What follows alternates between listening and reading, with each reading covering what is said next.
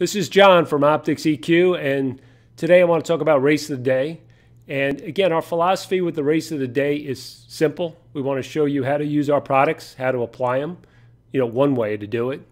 And also identify races where, we think there's a favorite that looks vulnerable and point out that, and also point out maybe some alternatives to the favorite.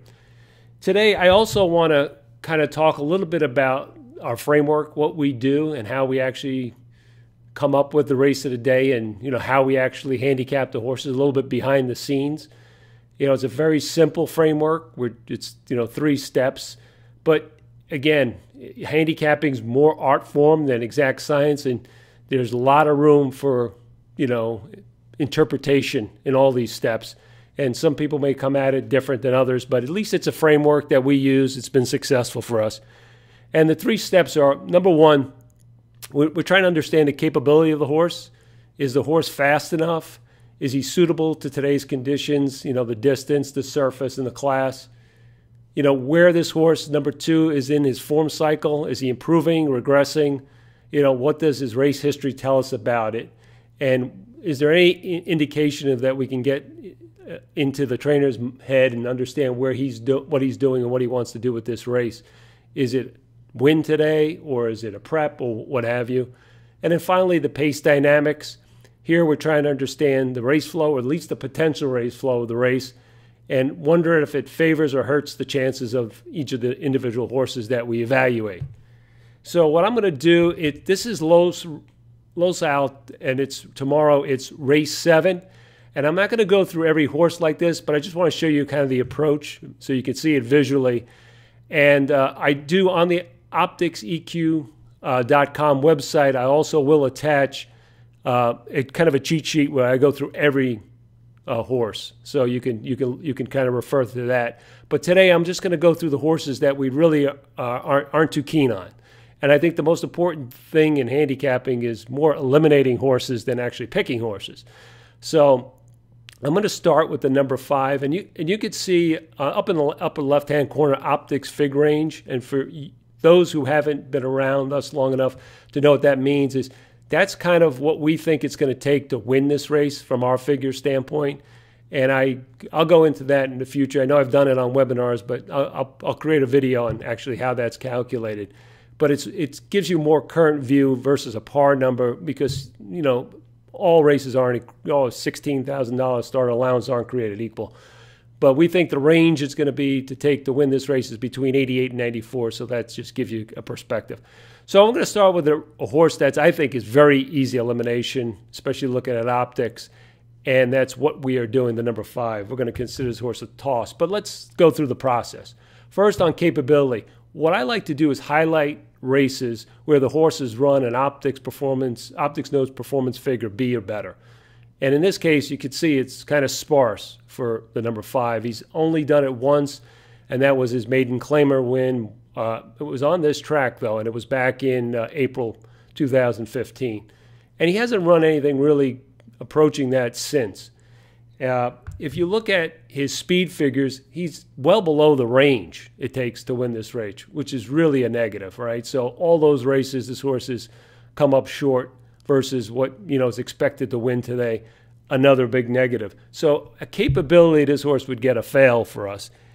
Form cycle wise, again, it looks like to us he is just not running fast enough, so there's no reason to kind of go into a lot of detail there. From a pace dynamics perspective, again, he's a fail.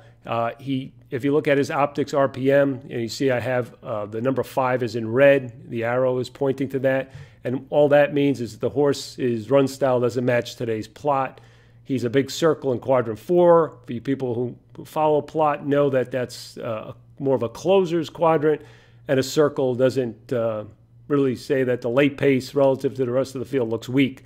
So that's a toss. So we're going to move on and talk about a horse that number 7, Accelerant, who's a little bit more of a difficult kind of pass, but again, there's another horse that we're probably going to pass on. When you look at this horse, you can look at, again, we're going to do the same thing. We're going to highlight the good races. And you can see that he fits probably at the $8,000 and $12,000 claiming level. So it's a little bit of a class hike today, so he's got to compete at a higher level than he has been in the past.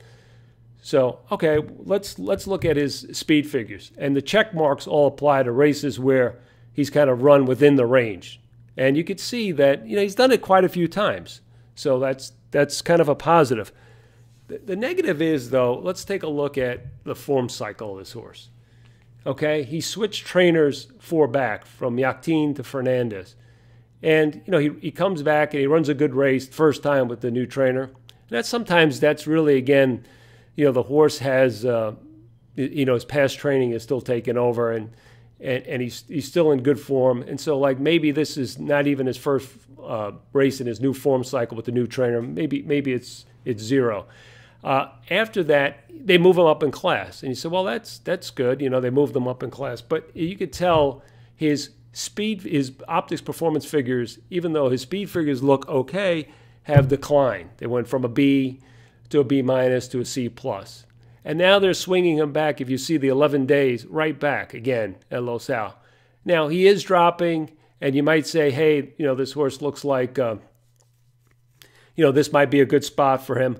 But, I just, again, I think it seems to be in a tail-off move to us. And if you look at his plot, it really doesn't look terrific. He's a circle in quadrant 2, again, for closers, and a circle is horses that probably lack closing pace relative to the other horses in the race. So we're just thinking that, this one we're going to probably downgrade in relative to the other horses. So again, that's our assessment using this process with the horse accelerant.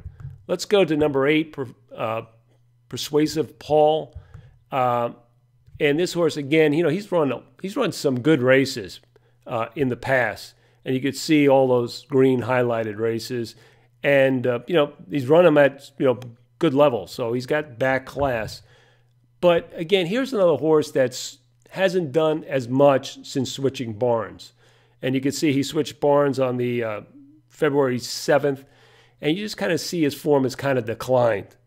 And, he's another horse that we think that, looks like on the downgrade here. And you can see his speed figures, all those things that are red. He hasn't in the last 5 races hit the range needed. He's been well below it. So, this is another negative from our perspective, from a form cycle perspective and a capability perspective. And you can see how he plots. He's plotted as a deep closer. Now, this race will have some contention, and I have the, both the standard and surface and distance. He looks a little bit better with the surface and distance, but again, maybe he gets the perfect setup, but he looks like a small circle and a small square, and he looks really deep in terms of where he's positioned in quadrant 4. So again, another horse that will probably take a stand against. And then finally, the number 9, Carlos Dangerous. This horse, just won. That was his first B performance. It was this top figure that he's ever run. And the concern there is, he's coming back 14 days later off that big race. And again, he won by 9 lengths. That's, obviously that was a big effort. But, if you look at him plot-wise, he's going to get a lot more contention than he's gotten in previous races. And you can see in both standard and surface and distance, he plots with a bunch of other speed types in a crowded quadrant 1. You see the contentions, the flame up there with a high speed rating. And he's a circle. And he's a very big circle, actually, in standard. So he's another horse that we think maybe from a pace dynamics looks up against it. He just ran his best race. And, running against, this kind of pace flow, we're going to downgrade him. So that's basically it. Again, if you want to see the rest of my interpretation of all the other horses in the race, go to OptixEQ.com, the race of the day section. And there is a sheet at the bottom of that has basically a breakdown of all the horses and their capability, form cycle, and pace dynamics written up. So that's it for race of the day. Los Al, race 7. Good luck, everyone, and continue to use OptixEQ. Thank you.